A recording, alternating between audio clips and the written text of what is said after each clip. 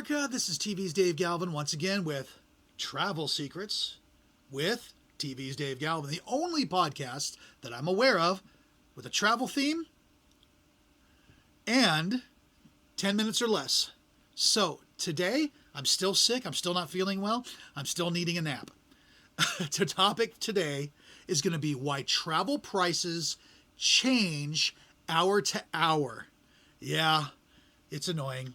Have you ever checked a flight, you see a great price, and then you wait a couple hours for whatever reason, and suddenly it went up in price? Not next week, not tomorrow, just 2 hours later, and now you're staring at the screen thinking, do they see me looking? Because it feels personal. Like the airline noticed you were interested and quietly raised the price just for you. But here's the truth. Travel pricing isn't targeting you. It's reacting to everyone. And the reason prices change hour to hour is because of modern travel pricing behaves less like retail, more like the stock market. So let's start with the biggest misunderstanding. There is no single price for a seat on an airplane. On an airplane, every seat belongs to a different invisible category called a fare bucket. Imagine 180 seats, but instead of one price, there might be 15 to 25 different prices sitting on that plane at the same time. Row 18 might have paid $220. Row 19 may have paid $410. Row 20 could have paid almost $1,000. Same seat, same snack, same landing, different moment in time.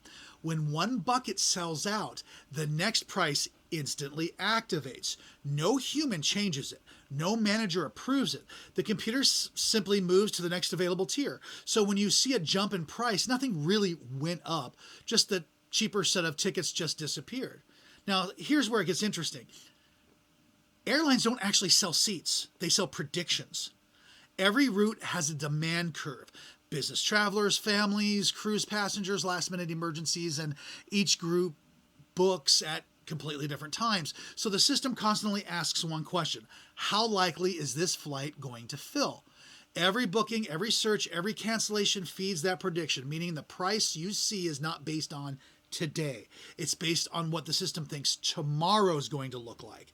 And yes, searches do matter, but not the way people think. Airlines aren't stalking individuals. They're measuring surges. If 3,000 people suddenly search the same route in one afternoon, the system is going to assume that the demand will be rising. Rising demand equals lower risk of empty seats. Lower risk equals higher prices. Not because you looked, but because a lot of people looked at once. This happens constantly after conferences get announced, school schedules are released, cruise itineraries open up, major events go on sale. Prices react before seats sell because the system is predicting that they will. Now, here's the weirdest factor: time of day. Prices often change overnight, early morning, or mid-afternoon, not randomly, but when the system reevaluates probability models. Think of it like weather forecasting. Every few hours, the forecast updates with new data. Travel pricing does the same thing. A red-eye flight suddenly books heavily overnight. Morning prices adjust. A connection route cancels passengers onto your flight. Inventory shrinks.